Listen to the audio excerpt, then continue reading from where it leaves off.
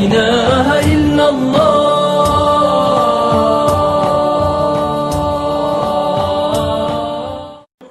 بہت سارے ایسے مقامات ہیں کہ جہاں اگرچہ کہ روایات مختلف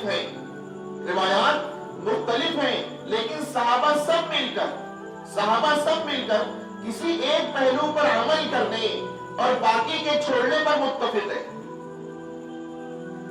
روایات اگرچہ کہ مختلف لیکن صحابہ سب مل کر کسی ایک پہلو پر عمل کرنے اور باقی کے چھوڑنے پر متفق ہو گئے اور ہمیں مسئلے کا اجماعی حل دے رہے ہیں.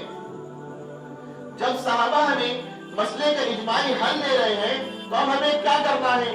روایات کے اختلاف کا بہانہ بنا کر ریسرچ سینٹر کھولنا ہے یا صحابہ کے اتفاق سے متفق ہو کے چلنا ہے؟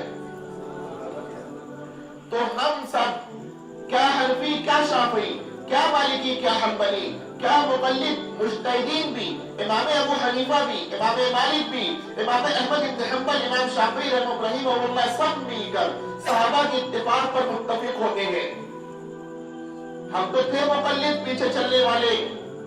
ہم میں کا وہ جو حنفی نہیں ابو حنیفہ ہے، جو مالکی نہیں امام مالک ہے، جو پیچھے چلنا نہیں جانتا، جو سرچ کرنا جانتا ہے، جو تحقیق کرنا جانتا ہے، وہ بھی جب صحابہ کے اتفاق کو دیکھتا ہے تو اپنے آپ کو صحابہ کے اتفاق سے متفق کر لیتا ہے. صحیح کرتا ہے غلط کرتا ہے؟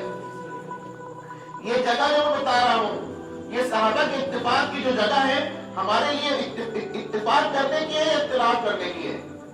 اتفاق کرنے کی ہے. میرے دوستوں یہاں اتفاق ہر ایک کے لیے ضروری ہے.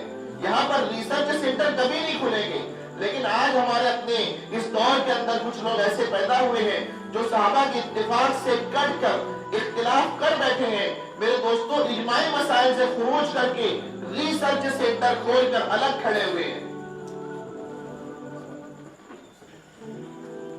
جو صحابہ کے اتفاقی مسائل ہیں تفصیل تو نہیں بتاتا ہوں میں اس وقت، بس تذکرہ کرتا ہوں. جیسے تراویح کا 20 رکعت ہونا، جیسے 3 طلاق کا 3 ہونا، جیسے دخول بلا انزال پر وجوب غسل کا مسئلہ علماء کرام سے پوچھیں کہ اس معاملے کے اندر اگرچہ کہ روایات مختلف ہیں لیکن صحابہ سب مل کر ایک پہلو پر عمل کرنے باقی کے چھوڑنے پر متفق ہیں.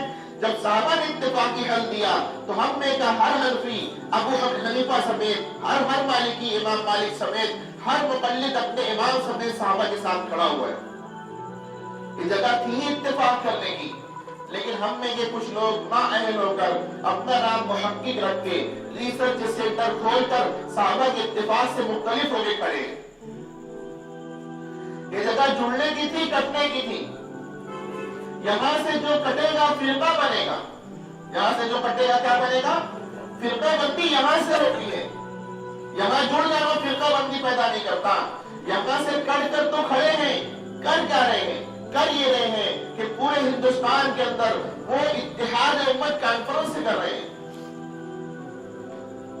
ہم کہتے ہیں کہ نہیں اگر آپ اتحاد امت کے نام پر لاکھوں روپے کا اسٹیج لگاؤ گے ہم آپ کے اسٹیج پر نہیں آنے والے، کیونکہ آپ کے اسٹیج پر آنا ہمیں صحابہ سے مختلف کر دے گا.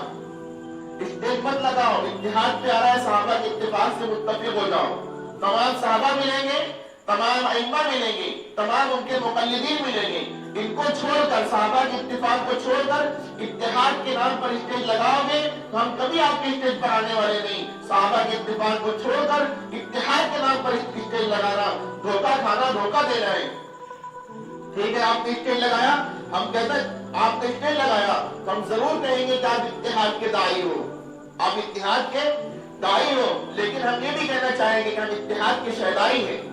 آپ نے اسٹیج لگایا ہے اور اتحاد کی دعوت دی ہے، ہم نے صحابہ کے اتفاق سے متفق ہو کر اتفاق کر دکھایا ہے. آپ گفتار کے غازی ہو تو ہو، ہم کردار کے غازی اس مسئلے کے اندر ہیں. بات سمجھ آ رہی ہے؟